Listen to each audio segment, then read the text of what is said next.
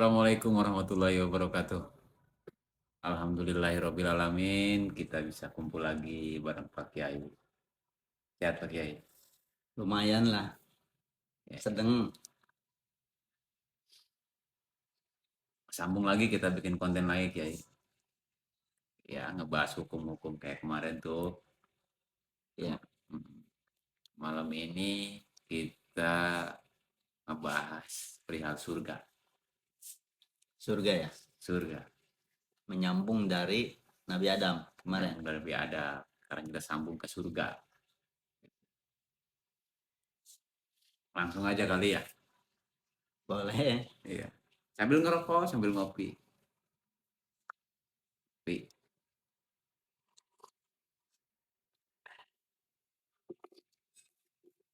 Jadi surga itu gimana Pak Kiai? Maksudnya apa, kenikmatannya itu kayak gimana gitu maksudnya? Ya, banyak kenikmatan-kenikmatan yang Allah berikan terhadap orang-orang ahlul jannah ya, penghuni-penghuni surga itu. Selain daripada apa yang kita ketahui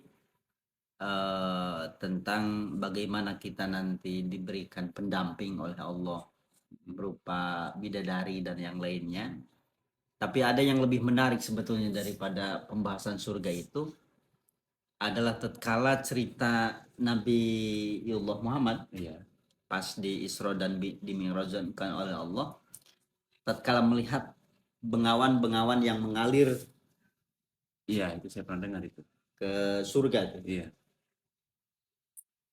Itu sebetulnya dulu pun cerita daripada Rasulullah memberikan penjelasan tentang surga itu, bahkan malaikat Jibril pun itu tidak tahu, itu tidak mengetahui sumber air surga itu dari mana. Iya. Ada berapa jenis sumber air waktu itu? Maksudnya ada berapa jenis apa sih air ya? Ya, ya. Ada yang terlihat oleh Rasulullah itu ada 4 sungai yang mengalir ke surga.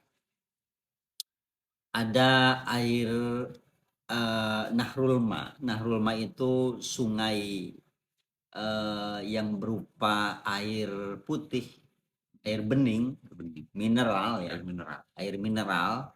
Kemudian ada susu.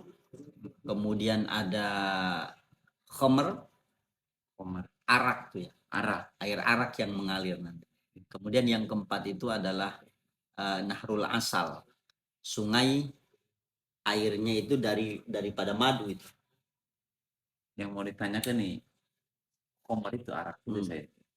Mungkin kalau apa namanya air mineral, susu, terus komer, madu. Nah yang mau ditanyakan ya komernya ini. Yang 3 itu saya pernah ngerasain. Gitu. Nah komer juga pernah. Gitu. Maksudnya Homer yang di surga itu apa kayak Homer di dunia atau gimana? Khamr yang tanpa ada sakar, tanpa ada merusak pemikiran. Kalau arak dunia kan katanya nih, cerita orang yang pernah merasakan arak yang ada di dunia. Arak dunia itu kalau kita minum 1 gelas ataupun 1 botol bisa ngefly katanya. Iya, kurang lebih seperti itulah, palang-palang dikit Iya. lah. Jadi permasalahan-permasalahan itu hilang Hilang di waktu itu. di waktu itu. Setelahnya, Tidak datang lagi. nah perbedaannya, kalaupun khamr dunia seperti itu, maka khamr surga itu tidak akan menghilangkan akal. Jadi dia tetap kenikmatannya mereka rasakan, tapi merusak untuk akal itu tidak.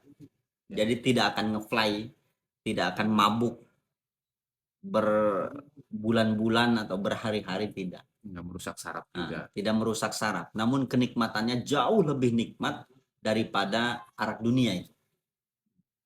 Terus katanya kalau di surga itu ya Pak Kiai, baik dari minuman ataupun makanannya nggak habis-habis. Maksudnya gimana sih? Ya, tidak akan pernah habis karena apapun yang Allah sediakan di surga tidak akan pernah habis dimakan dan diminum oleh penghuni-penghuni surga itu. pertanyaan lanjutannya, setiap kita pengen langsung emang gitu? Segala sesuatu yang kita inginkan Allah adakan. Tapi jangan pernah menginginkan uduk di sana. Nggak ada uduk. Karena nggak ada uduk di sana. Dan nafsu kita pun tidak akan pernah pengen makan uduk pagi-pagi semisal sarapan atau gemblong uli ya. Kalau di Pandeglang gemblong, gegemblong. Gemblong. Kalau di Serang ulen ya. Ulen gitu. Kalau di letter B uli. Uli Nah, gitu. Itu nggak ada itu. Atau jengkol semur itu. Hobi saya Jengkol itu. semur nggak ada itu. Nggak ada ya. Perkara-perkara makros misal Iya. pengen ngopi, Iya. nggak ada. Karena ternyata makan makanan surga itu walaupun semuanya Allah sediakan, itu berbentuk buah-buahan itu. Berbentuk buah-buahan yang seratnya kaya untuk memperkaya badan ahli surga. Kemudian kenikmatannya jauh lebih nikmat daripada sesuatu yang ada di dunia. Namun bukan makanan dunia. Kembali ke air yang tadi. Mengalir. Tidak pernah ada hentinya. Kan kalau air laut pasti bermuara, kalau air sungai itu bermuaranya di laut. Nah itu kemana itu? Ditanyakan oleh Rasulullah terhadap malaikat Jibril, saking ta'ajub Rasulullah melihat air itu, ditanyakan, Jibril, min aina taji'u wa ila aina tadhabu. Ini air sumbernya dari mana, kemudian mengalirnya kemana? Malaikat Jibril ternyata hanya punya satu jawaban dari dua pertanyaan itu, Mang Robert. Kurang lengkap. Malaikat Jibril hanya menjawab, air ini mengalir ke satu bengawan Al-Kautsar. Namun aku pun tidak tahu, wahai Rasulullah, air ini sumbernya dari mana. Mending, kata malaikat Jibril, engkau tanyakan langsung saja terhadap Allah supaya Allah menuntun engkau memperlihatkan sumber air surga itu. Langsung ke yang buatnya. Langsung ke yang buatnya.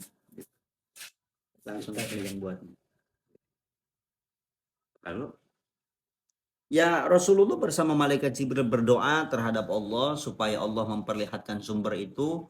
Kemudian Allah utus satu malaikat yang tidak disebutkan oleh para ulama malaikat itu malaikat apa. Mengucapkan salam terhadap Rasulullah. Kemudian Rasulullah jawab. Dan malaikat itu mengatakan bahwa aku adalah salah satu malaikat yang ditugaskan oleh Allah untuk mengantarkan engkau terhadap sumber 4 sungai ini. Kemudian Rasulullah diperintahkan untuk memejamkan mata. Kemudian Rasulullah pejamkan matanya, dan tidak lama malaikat itu mengatakan, buka matamu wahai Muhammad. Kemudian Rasulullah buka mata itu, dan Rasulullah bersama malaikat itu sedang berada di bawah satu pohon yang besar dan rindang. Nah, Rasulullah melihat bahwa sumber air itu ternyata keluar daripada satu kubah yang besar berwarna putih dari intan, kemudian memiliki pintu yang sangat besar, dan pintu itu digembok, Mang Robert. Gemboknya itu berwarna merah yang dibuat daripada intan merah, emas merah. Kemudian ada sedikit keinginan untuk melihat itu, dan malaikat mengatakan bahwa, wahai Rasulullah, kenapa engkau tidak masuk? Rasulullah menjawab, bagaimana aku bisa masuk sementara kubahnya pun ada pintunya, dan pintunya itu ada gembok yang begitu besar. Nah, kata malaikat, bukan saja, kan kuncinya ada di tangan kamu, wahai Rasulullah. Kata Rasulullah, saya tidak memegang kunci, wahai malaikat. Kata malaikat, miftahuhu bismillahirrahmanirrahim. Bahwa kunci daripada gembok itu adalah lafaz bismillahirrahmanirrahim. Kemudian Rasulullah pegang gembok itu, mengucapkan bismillahirrahmanirrahim, dan gembok itu terbuka bersama pintu-pintunya. Berarti hebat juga itu bismillah ya? Luar biasa. Karena di lafaz bismillahirrahmanirrahim itu ada ismul jalal, yaitu lafaz Allahnya. Maka kalimat bismillahirrahmanirrahim itu Allah hebatkan atas barokahnya ismul jalal itu. Nah, setelah itu, Mang Robert, Rasulullah bersama malaikat itu ya masuk. masuk terhadap surga itu, kemudian Rasulullah melihat bahwa air surga itu ternyata keluar daripada setiap sudut kubah. Rasulullah menoleh, kemudian mengajak malaikat itu untuk kembali, dan malaikat itu berkata terhadap Rasulullah, "Ungzur sanian." Coba lihat yang kedua kalinya Rasulullah. Rasulullah melihat pas kedua kalinya, ternyata setiap sudut itu, setiap sudut yang tadi Rasulullah perhatikan itu ada kalimat Bismillahirrahmanirrahim. Nah, setelah diperhatikan lagi, ternyata 4 air itu keluar daripada lafaz Bismillahirrahmanirrahim, Bang Robert. Maksudnya keluar kayak gimana gitu? Keluarnya dari setiap huruf yang bolong. Misal kata ulama, diantaranya Imam Syamdul Wahab di dalam kitab Tadhkiratul Qurtubi, kemudian Haqqin Nazili mengatakan di dalam kitab Khazinatul Asrar bahwa nahrul ma yang tadi mineral itu keluar daripada min mimi bismillah. Keluar daripada huruf mim lafaz bisminya tuh. Kan bolong tuh. Bolong. Ya. Nah, kemudian air yang kedua, air apa tadi? Air susu. Keluar daripada minha'i illah. Daripada minha'ilah itu huruf haknya.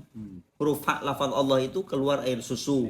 Kemudian air khamar keluar daripada lafaz mim ar-Rahman. Kemudian air madu keluar daripada huruf mim lafaz ar-Rahim. Maka kata Rasulullah, wa qad alimtu anna usulal anhari, bahwa aku sekarang tahu bahwa asal muasal sumber keempat daripada bengawan atau keempat daripada sumber itu adalah Bismillahirrahmanirrahim. Jadi keluar 4-4-nya tuh. Jadi setiap bolong tuh ada airnya. Ada airnya tuh. Jadi sumber dari air itu dari yang bolong. Dari yang bolong. Dari hidung kan keluar ada air kan dari hidung kita. Kalau bahasa letter B ingus, kalau kita di Serang di Pandeglang umble, leho bahasa Inggrisnya umble itu. Nah, dibacanya umbel. Kalau dari kuping congek. Pokoknya dari setiap yang bolong itu ada airnya. Ada air.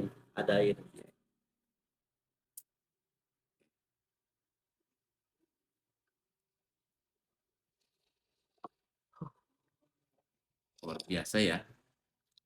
Surga itu. Wow. Lagi ngomongin tentang air-air yang tadi itu Pak Kiai. Bismillahirrahmanirrahim. Saya pengen masuk surga, Kiai. Semua orang pasti pengen masuk surga. Semua ya? Semua orang-orang kita maksudnya pasti menginginkan masuk surga. Kecuali para wali, orang-orang yang soleh. Enggak mau. Bukan tidak mau, setiap ibadah mereka ya bukan surga yang dicari, bukan surga yang dikejar-kejar, bukan surga yang mereka inginkan, tapi mereka hanya mau berdekatan dengan Allah. Sesuai apa yang kita bicarakan kemarin. Iya. Pas Nabi Allah Adam, kata Tuan Syabdul Qadir Jailani, keinginan Nabi Allah Adam itu secara sabab diturunkan di surga ke muka bumi bukan karena memakan khuldi, tapi karena Nabi Allah Adam memiliki satu keinginan, dan padahal keinginan yang mulia adalah ingin selalu berdekatan dan tidak ingin berpisah dengan Allah Azza wa Jalla. Ya mudah-mudahan kita bisa merasakan tadi khomer. Kalaupun saya belum pernah merasakan khomer ya di dunia, mudah-mudahan bisa tuh merasakan khomer di akhirat. Amin. Paling diledek sama Mang Robert bahwa ini kurang nge-fly. Oke, itulah sepenggal ataupun sedikit penjelasan tentang surga ya. Semoga bisa dipahami. Untuk para penggemar konten PRE Channel, kalau ada pertanyaan atau masalah-masalah yang mungkin bingung gitu, bisa ditanyakan lewat komen ataupun seperti apa. Bantu channel kami, tetap dukung, subscribe, like, dan komen. Dan pastinya kan pasti selalu rindu sama Pak Kiai. Gitu. Amin, amin. Iya. Bantu kita biar tetap semangat bikin konten ini. Oke, mungkin gitu aja Pak Kiai ya. Oke, oke. Ya. Assalamualaikum warahmatullahi wabarakatuh. Waalaikumsalam warahmatullahi wabarakatuh.